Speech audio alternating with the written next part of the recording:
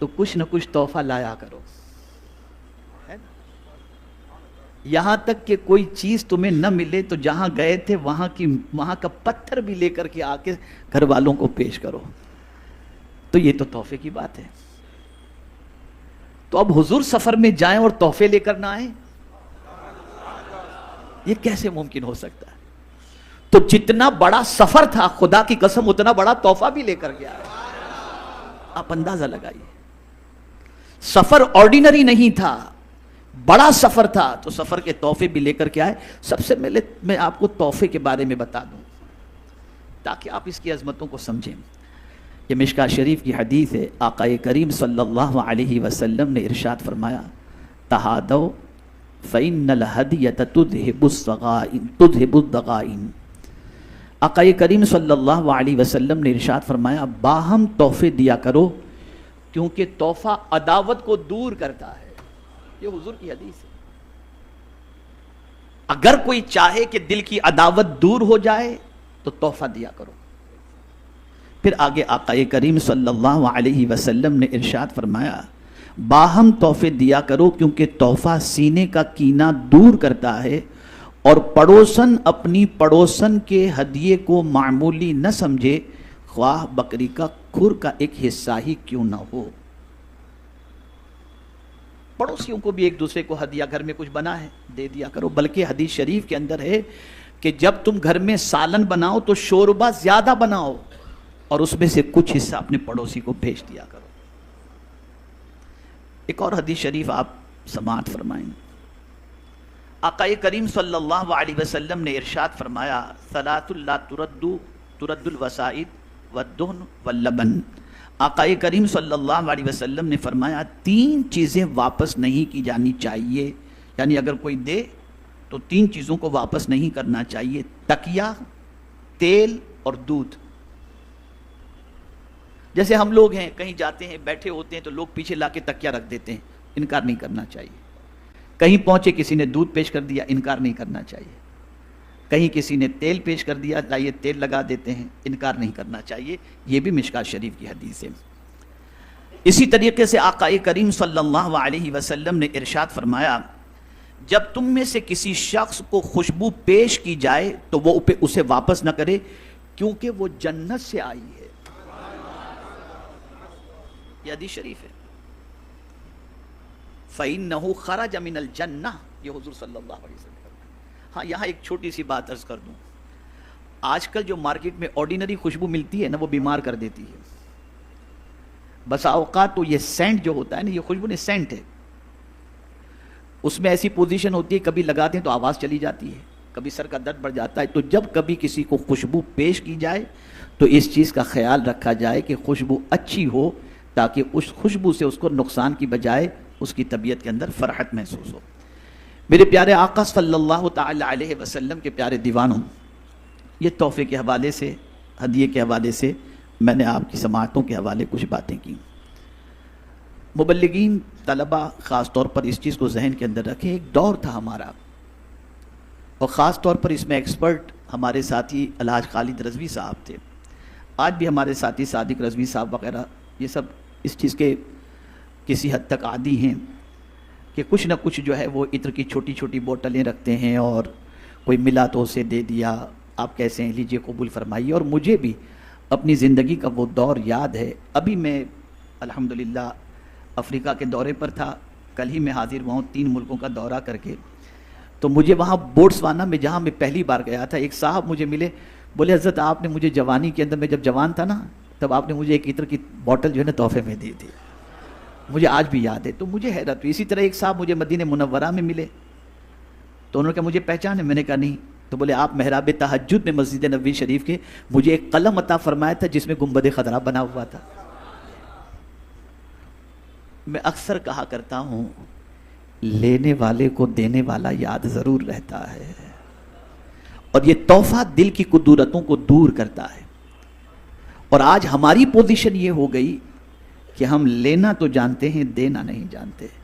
اور یہ بات میری ذہن کے اندر محفوظ کر لیں، کوئی اللہ کی رضا کے لیے کسی کو دے کبھی کم نہیں ہوتا، چاہے مال ہو، چاہے محبت ہو، چاہے مسکراہٹ ہی ہو۔ چاہے مسکراہٹ ہی ہو. مسکراہٹ دو گے جواب میں مسکراہٹ ملے گی, محبت دو گے جواب میں محبت ملے گی, دولت دو گے جواب میں دولت ملے گی. جو کچھ بھی دو اللہ اسے لوٹاتا ہے, لیکن ہونا چاہیے اللہ کی خوشی کے لیے. یہ مختصراً تحفے اور تحائف کے حوالے سے. اب حضور صلی اللہ علیہ وسلم سفر معراج میں تشریف لے گئے. اللہ نے میرے آقا صلی اللہ علیہ وسلم کے ذریعے اس امت کو تحفہ عطا فرمایا. میں تو کبھی کبھی سوچتا ہوں تو عقل دنگ رہ جاتی ہے. جو سب سے بڑا ہے وہ اللہ ہے, اس سے بڑا کوئی نہیں. یہ ہمارا عقیدہ ہے. تو بڑے کا تحفہ بھی بڑا ہوا کرتا ہے, بڑے کا تحفہ بھی بڑا ہوتا ہے. تو اس بڑے نے جو تحفہ دیا ہوگا وہ کتنا بڑا ہوگا. تم دیے ہوئے بیوی کے تحفے کی قدر کرتے ہو, پیر کے دیے ہوئے تحفے کی قدر کرتے ہو, استاد کے دیے ہوئے تحفے کی قدر کرتے ہو, ذرا خدا کے دیے ہوئے تحفے کی بھی تو قدر کرو. اور اس نے کتنا عظیم تحفہ عطا فرمایا. اور پھر تحفہ بھی کس کے ذریعے دیا؟ دینے والا خدا, ہم تک پہنچانے والے مصطفیٰ جان رحمت صلی اللہ علیہ وسلم. ہاتھ بھی کتنا بڑا اور دینے والا بھی کتنا بڑا.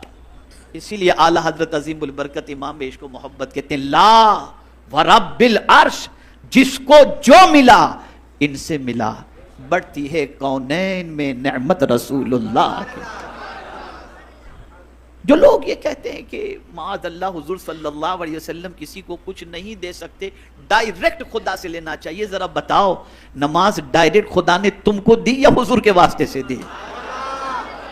تو میرے رب نے بتا دیا کہ نماز بھی میں دے رہا ہوں, ڈائریکٹ تم کو نہیں دے رہا, مصطفیٰ کے ذریعے میں نے تمہیں عطا فرمائی.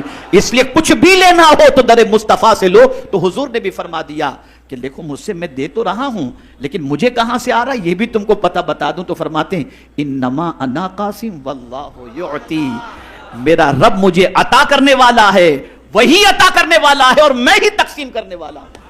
تو اعلیٰ حضرت کہتے ہیں بخدا خدا کا یہی ہے در, نہیں اور کوئی مفر مقر, جو وہاں سے ہو یہیں آ کے ہو, جو یہاں نہیں تو وہاں نہیں.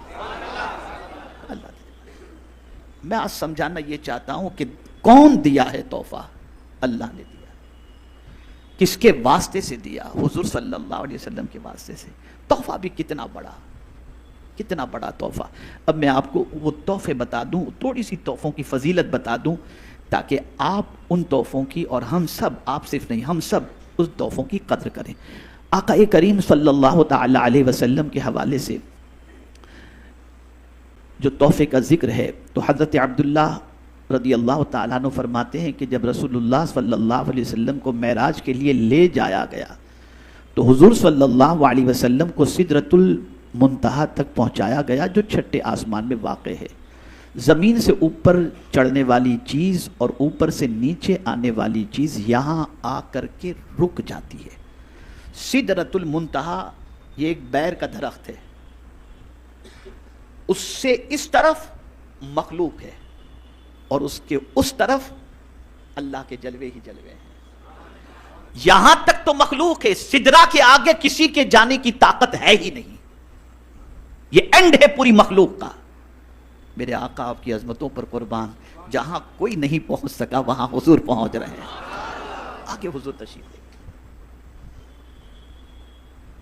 میں انشاءاللہ العظیم آپ سب سے گزارش کرتا ہوں, پرسوں ضرور آپ ماہیم وانجھا واڑی تشریف لائیں انشاءاللہ.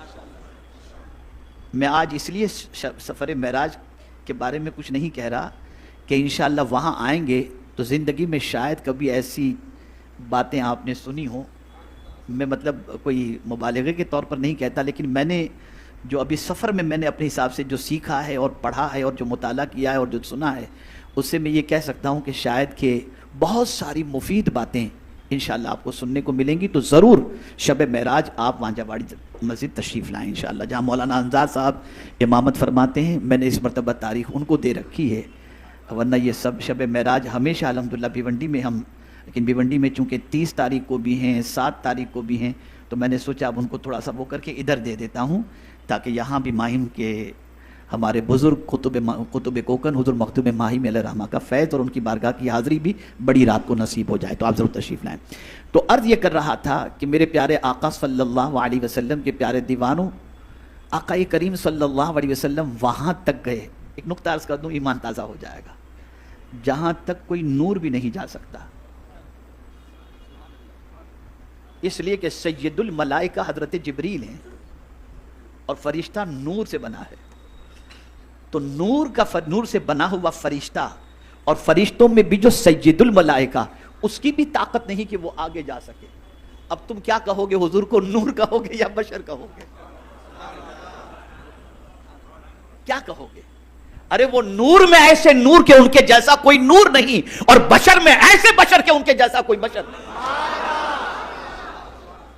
جہاں جانے سے جبریل کے پر جل جائیں وہاں تک مصطفیٰ گئے،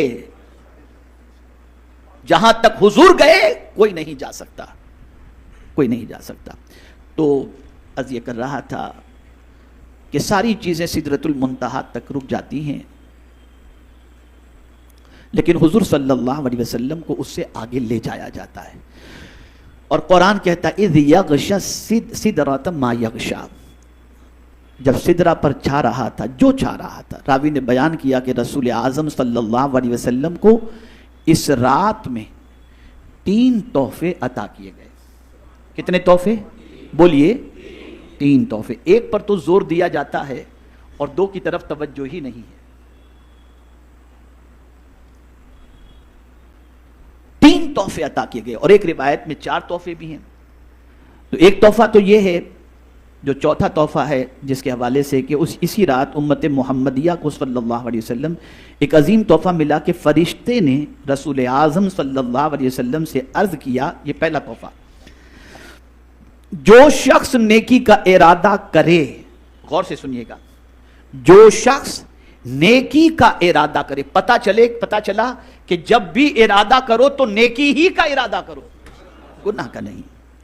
جب بھی نیکی کا ارادہ کرے لیکن کسی وجہ سے اسے عملی طور پر انجام نہ دے، یعنی اس نے سوچا کہ میں جاؤں جماعت سے نماز پڑھ لوں، اب کوئی میٹنگ کے لیے کوئی صاحب آ گئے، اب ارادہ تو تھا جماعت سے نماز میں شامل ہونے کا، کوئی آ گئے جن کو واپس ٹرین پکڑنی ہے، کوئی مسئلہ ہے، کوئی ٹینشن ہے، اور آپ اس میں مصروف ہو گئے، ارادہ تھا لیکن نہ کر سکے مجبوری کی بنیاد پر۔ تو اس رات کے تحفوں میں سے ایک تحفہ یہ ہے کہ ارادہ کرنے پر بھی میرا مولا نیکی لکھ دیتا ہے۔ یہ بھی اس رات کا تحفہ، جہاں ارادہ کیا، ایسا نہیں جیسا کہ آج کل لوگ کرتے ہیں، میں کل آؤں گا انشاءاللہ، لیکن آنے کا ارادہ نہیں ہے پھر بھی انشاءاللہ بول رہا ہے، ایسا نہیں، ارادہ بنا کر کے بولو۔ جیسے ہمارے یہاں بہت سارے ہوتے ہیں، یار پیمنٹ تو دے دو، کل دے دیں کہ نہیں انشاءاللہ، دل میں چور ہوتا ہے، نہیں کل نہیں، ابھی تو ایک مہینہ اور دھکا کھلانا ہے۔ تو جو دل کا معاملہ ہو وہ سچا ہونا چاہیے، اور دل میں اگر سچا ارادہ ہے تو میرے آقا صلی اللہ علیہ وسلم کے دیوانوں، نیکی کے ارادے ہی پر اللہ تعالیٰ اس رات کے صدقے میں حضور کو اس امت کے لیے تحفہ عطا فرمایا کہ نیکی لکھ دی جاتی ہے۔ یہ پہلا تحفہ۔ اور اگر اس نے گناہ کا ارادہ کیا تو اللہ اپنے فضل سے وہ گناہ نہ کرے، تو ارادے پر گناہ نہیں لکھا جاتا۔ نیکی کا ارادہ کرو، نیکی لکھ دی جاتی ہے، لیکن گناہ کے ارادے پر اللہ گناہ لکھنے کا حکم نہیں عطا فرماتا۔ کتنا بڑا احسان ہے، کتنا بڑا کرم ہے۔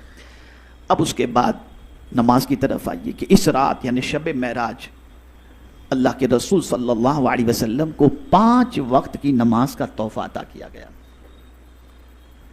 آپ سنے ہیں اور جانتے ہیں کہ 50 وقت کی نماز کا تحفہ دیا گیا، کم کراتے کراتے 5 تک بات آئی، لیکن 5 نمازوں کا فائدہ کیا ہے؟ رب فرماتا ہے محبوب 50 کی 5 تو ہم نے کر دی، لیکن بات تمہاری امت کی ہے نا، تو 5 کا ثواب ہم کم نہیں کریں گے، 5 پڑے گا 50 کا ثواب عطا فرمائے۔ اب سنیے، میں 5 وقت کی نماز کی بات کروں گا آج۔ کوئی کہتا ہے نہیں مولانا میں 4 وقت پڑھتا ہوں، 3 وقت، تو ہمیں تحفہ جو دیا گیا ہے 3 وقت کا نہیں دیا گیا۔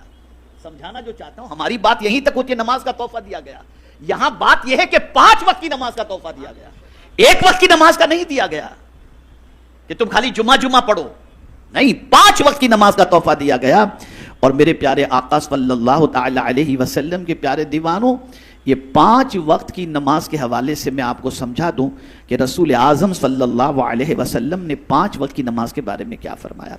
حضرت ابو ہریرہ رضی اللہ تعالیٰ عنہ بیان کرتے ہیں کہ تاجدار کائنات صلی اللہ علیہ وسلم نے فرمایا، کن سے؟ صحابہ سے حضور نے فرمایا، کیا فرمایا؟ مجھے بتاؤ، اگر تم میں تم میں سے کسی شخص کے گھر کے سامنے نہر ہو اور وہ ہر روز اس میں 5 مرتبہ غسل کرتا ہو. کوئی نہر ہے کسی کے گھر کے باہر اور 5 مرتبہ غسل کرتا ہو تو کیا اس کے جسم پر کوئی میل باقی رہ جائے گا؟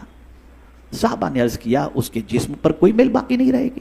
تو میرے آقا صلی اللہ علیہ وسلم نے فرمایا یہی 5 نمازوں کی مثال ہے. اللہ تعالیٰ 5 نمازیں پڑھنے والوں کی خطاؤں کو معاف کر دیا کرتا ہے. یعنی جیسے 5 مرتبہ غسل کرنے پر جسم پر میل باقی نہیں رہے گا، ایسے ہی اگر کوئی 5 وقت کی نماز ادا کرے تو اللہ تعالیٰ اس کے جسم پر گناہوں کا دھبا بھی نہیں رکھے گا، اسے مٹا دے گا. میری اس بات کو ذہن میں رکھیے گا اور یہ ذہن میں رکھ کر کے اٹھیے گا. ایک وقت کی نماز فرض نہیں کی گئی اور ایک وقت کی نماز کا تحفہ نہیں دیا گیا. کتنے وقت کی نماز کا؟ تو آج سے یہ عہد کرو کہ 5 وقت کی پڑھو گے انشاءاللہ. ایک وقت کی بھی مس نہیں کرو گے، قطعی طور پر نہیں، قطعی طور پر نہیں. 5 وقت کی نماز کی عادت ڈالو. اسی کے ساتھ ساتھ آقا کریم صلی اللہ علیہ وسلم نے فرمایا جب کبیرہ گناہوں سے بچا جائے تو 5 نمازیں جمعہ دوسرے جمعہ تک اور رمضان دوسرے رمضان تک ہونے والے صغیرہ گناہوں کا کفارہ ہیں. تو میرے پیارے آقا صلی اللہ علیہ وسلم کے پیارے دیوانوں، اگر کوئی شخص فجر پڑھا اور کوئی صغیرہ گناہ اس سے ہو گیا اور ظہر کی نماز اس نے پڑھا تو اللہ تعالیٰ یہ فجر سے ظہر کے درمیان ہونے والے صغیرہ گناہوں کو معاف فرما دیتا ہے. میں بہت مبارک بات پیش کرتا ہوں، مبلغ کا نام نہیں لوں گا تاکہ ان کا نفس موٹا نہ ہو جائے. میں ابھی دفتر سے اتر رہا تھا، جامعہ سے اتر رہا تھا، میں نے ایک مبلغ کو مسجد کے اندر انٹر ہوتے دیکھا. تو یہاں شادی سامنے ہو رہی ہے، بھیڑ بھاڑ تھوڑی سی، خواتین بھی، لیکن میں نے دیکھا اس کی نگاہیں بالکل نیچی تھی اور نیچی نگاہ کر کے وہ جا رہا تھا. ذرا بھی نگاہ ادھر ادھر نہیں تھی، ایک دم نگاہ نیچی تھی. تو میں یہاں آپ کو بتا دوں میرے پیارے آقا صلی اللہ علیہ وسلم کے پیارے دیوانوں، نیچی نگاہ رکھ کر کے چلنا یہ بھی حضور کی سنت مبارکہ ہے کہ اعلیٰ حضرت کہتے ہیں نیچی آنکھوں کی شرم و حیا پر درود، اونچی بینی کی رفعت پہ لاکھوں سلام. اب یہ 5 وقتہ نماز کے بارے میں اگر میں نماز کی فضیلت ہی پر گفتگو کروں تو آپ بہت سن چکے ہیں، لیکن میں خاص طور پر 2 وقت کی ایسی نماز جس میں انسان بہت زیادہ سستی کرتا ہے تھوڑا سا اس کے حوالے سے بتا دوں تاکہ وہ سستی ختم ہو جائے. نماز میں انسان فجر اور عشاء کی نماز کے اندر خاص طور پر سست بن جاتا ہے اور یہ 2 وقت کی نماز اس کے اوپر تھوڑی سی بھاری پڑ جاتی ہے اور وہ اس میں تھوڑی سی کوتاہی کرتا ہے. اب سنیے، فجر میں تو بہت سارے گل کر جاتے ہیں، بہت سارے گل کر جاتے ہیں، جاگیں گے رات کو 2-2 3-3 بجے تک گپ شپ کریں گے، فجر گل کر جائیں گے. لیکن اب سنیے، حضور صلی اللہ علیہ وسلم نے فرمایا رات کے فرشتے اور دن کے فرشتے ایک دوسرے کے پیچھے تمہارے درمیان آتے ہیں اور فجر کی نماز اور عصر کی نماز کے وقت وہ اکٹھے ہو جاتے ہیں. جو صبح آئے تھے وہ عصر کے وقت دونوں اکٹھے ہو جاتے ہیں، رات والے بھی اور صبح والے بھی. پھر جنہوں نے تمہارے درمیان رات گزاری ہوتی ہے وہ اوپر چلے جاتے ہیں، ان سے ان کا رب پوچھتا ہے. اللہ اکبر. رات جن فرشتوں نے ہمارے ساتھ گزاری ہوتی ہے وہ جب لوٹتے ہیں تو اللہ عز و جل ان سے پوچھتا ہے، حالانکہ وہ ان سے زیادہ جانتا ہے. یعنی اللہ تو سب سے زیادہ جاننے والا ہے. تم میرے بندوں کو کس حال میں چھوڑ کر آئے؟ کیا پوچھتا ہے اللہ فرشتوں سے؟ تم میرے بندوں کو کس حال میں چھوڑ کر کے آئے ہو؟ وہ جواب دیتے ہیں ہم انہیں اس حالت میں چھوڑ کر آئے ہیں کہ وہ نماز پڑھ رہے تھے، یعنی فجر کی وہ نماز پڑھ رہے تھے، اور ہم ان کے پاس کل عصر کے وقت اس حالت میں پہنچے تھے کہ وہ نماز پڑھ رہے تھے. یعنی اب عصر سے پہلے پہنچے رات والے فرشتے، تب دیکھا کہ عصر کی نماز پڑھ رہے تھے، اور پھر جب فجر کے بعد جب لوٹے تب دیکھا کہ نماز پڑھ رہے تھے. اور سن لو، فجر اور عشاء کی نماز جو شخص ادا کرنے میں کوتاہی کرتا ہے اس کو اپنے ایمان کا جائزہ لینا چاہیے کہ حضور صلی اللہ علیہ وسلم نے فرمایا منافق پر فجر اور عشاء کی نماز بھاری ہے. جو منافق ہوگا نا وہ فجر کی نماز اس کے پر بہت بھاری پڑے گا، ارے یار یہ، اور جو مومن ہوگا اس پر بھاری نہیں ہوگی. تو فجر اور عشاء چھوڑ دینا یہ منافق کی علامت ہے. مومن کبھی فجر اور عشاء نہیں چھوڑتا.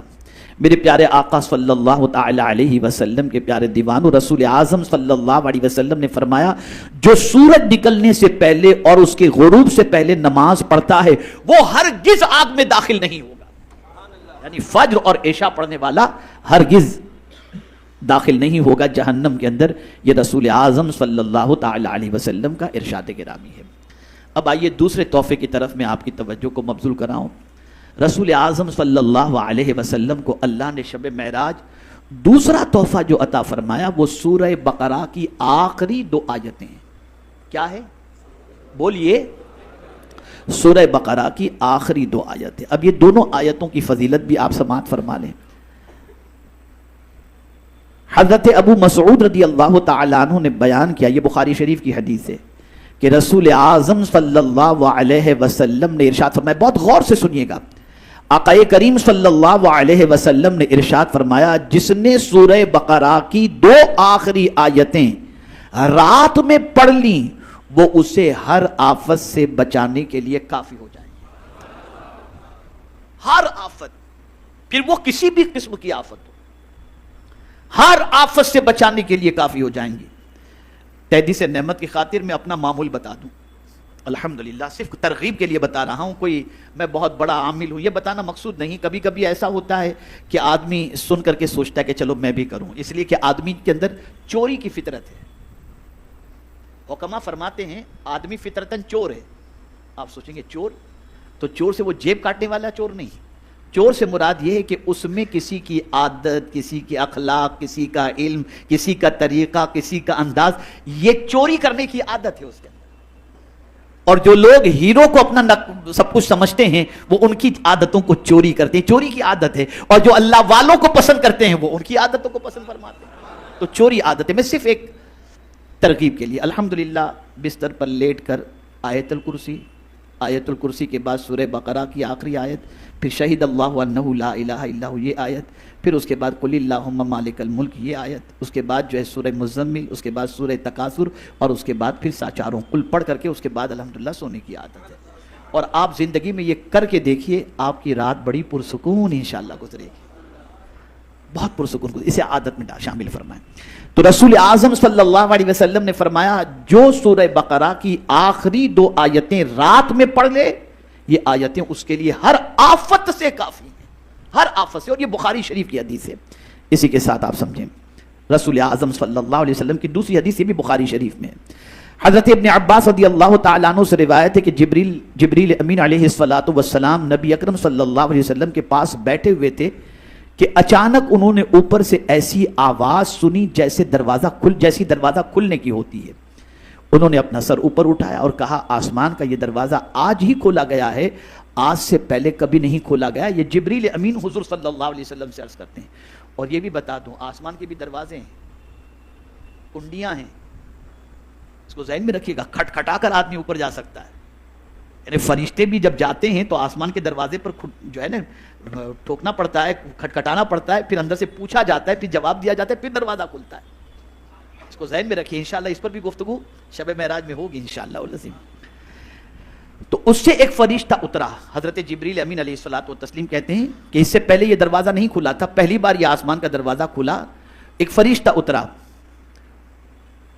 انہوں نے کہا، یعنی جبریل امین نے، یہ ایک فرشتہ آسمان سے اترا ہے اور یہ آج سے پہلے کبھی نہیں اترا۔ اس فرشتے نے سلام کیا حضور صلی اللہ علیہ وسلم اور سلام کر کے کیا کہا، آپ کو 2 نور ملنے کی خوشخبری ہو جو آپ سے پہلے کسی نبی کو نہیں دی گئی۔ یہ 2 نور حضور سے پہلے کسی نبی کو دیے ہی نہیں گئے، یہ 2 نور حضور صلی اللہ علیہ وسلم کو عطا کیے گئے۔ اس میں سے پہلا نور سورہ فاتحہ ہے اور دوسرا نور سورہ بقرہ کی 2 آخری آیات ہیں۔ یہ تحفہ اللہ عز و جل نے شب معراج عطا فرمایا۔ میرے پیارے آقا صلی اللہ تعالی علیہ وسلم کے پیارے دیوانوں، اللہ تعالیٰ نے زمین و آسمان کو پیدا کرنے سے 2000 سال پہلے ایک کتاب لکھی، اس کتاب کی 2 آیتیں نازل کیں اور انہی 2 آیتوں میں سورہ بقرہ کو ختم کیا۔ جس گھر میں یہ دونوں آیتیں مسلسل 3 راتیں پڑھی جائیں گی ممکن نہیں کہ شیطان اس گھر کے قریب بھی آ سکے۔ یہ ترمذی شریف کی حدیث ہے۔ یہ 2 چیزیں ہوئی، 3 چیزیں ہوئی ویسے تو، اب چوتھی چیز بھی سماعت فرما لیں۔ میرے پیارے آقا صلی اللہ علیہ وسلم کے پیارے دیوانوں، میرے رب کی عظمت پر قربان جائیے، قربان جائیے، اور یہ سب کچھ ملا ہے حضور کے صدقے۔ اگر حضور معراج میں تشریف نہ لے جاتے سفر معراج میں، تو پتہ نہیں نماز کا تحفہ ملتا بھی کہ نہ ملتا۔ یہ صدقہ ہے میرے آقا صلی اللہ علیہ وسلم کا کہ رب نے بلایا اور تحفہ نماز عطا فرمایا۔ چونکہ یہ قیمتی تحفہ تھا تو زمین پر نازل نہیں کیا گیا، بلا کر حضور کے ہاتھوں میں دیا گیا، جاؤ میرے محبوب آؤ اور یہ تحفہ لے کر اپنی امت کے سامنے اپنی امت کو عطا کر دو۔ اب تیسرا تحفہ کیا ہے؟ آقا کریم صلی اللہ علیہ وسلم کی امت میں سے، بہت غور سے سنیے گا، امت میں سے ہر وہ شخص بخش دیا گیا جو اللہ کے ساتھ کسی کو شریک نہ کرے اور کبیرہ گناہوں سے بچے۔ بعض روایتوں میں کبیرہ گناہ کے مرتکب کا بھی ہے، لیکن شرک سے بچے۔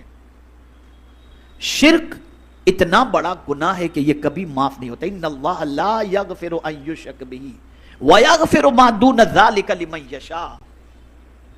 تو ہمیشہ شرک سے بچنا چاہیے۔ ان الشرک لظلم عظیم، یہ اللہ عز و جل کا فرمان ہے۔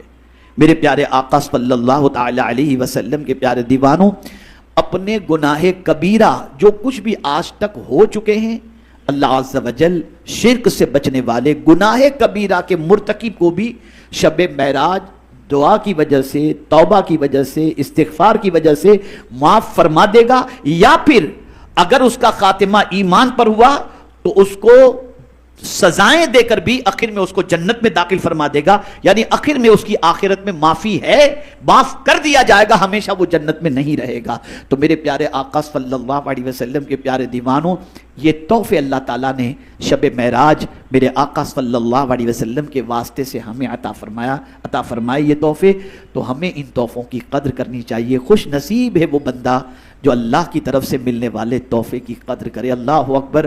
مجھے تو کبھی کبھی حیرت ہوتی ہے ان مسلمانوں پر جو بڑی آسانی سے نماز چھوڑ دیں، انہیں کوئی فرق بھی نہیں پڑتا۔ مجھے حیرت ہوتی ہے، نادانوں، کوئی اللہ کے تحفے کی تمہیں قدر نہیں، کوئی تحفے کا تمہیں خیال نہیں۔ کس نے دیا یہ تحفہ؟ کس کی طرف سے آیا یہ تحفہ؟ یہ تحفہ خدا نے دیا ہے، اللہ رب العزت نے دیا ہے۔ اور پھر کرم بالائے کرم کہ حضور کی معراج تو خدا تک پہنچنا ہے، اور مومن کی معراج نماز کے ذریعے حاصل ہو جاتی ہے کہ سرکار صلی اللہ علیہ وسلم نے فرمایا الصلاۃ معراج المؤمنین، کہ نماز مومنوں کی معراج ہے، معراج للمؤمنین، مومنوں کے لیے معراج۔ تو اگر اس کو ذہن میں رکھیے گا، بس یہ آخری بات، اگر نماز طبیعت پر بوجھ بن جائے تو سمجھ لینا کہ آپ کا ایمان کمزور ہے، آپ کا ایمان کمزور ہے۔ اس لیے کہ نماز مومنوں کے لیے معراج ہے، اور اگر نماز بوجھ بننے کی بجائے نماز ہماری راحت کا ذریعہ بن جائے تو اللہ کا شکر ادا کریں کہ اللہ عز و جل نے ایمان کا نور ہمارے سینے میں روشن فرمایا ہے۔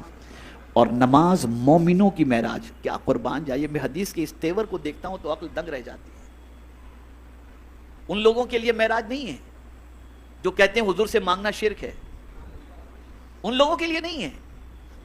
اور یہ تعجب کی بات ہے، لیتے ہیں حضور سے، نماز بھی لی حضور سے، اس لیے سرکار نے تو یہ فرمایا صلو کما رأیتمونی اصلی، نماز اس طرح سے پڑھو جیسا مجھے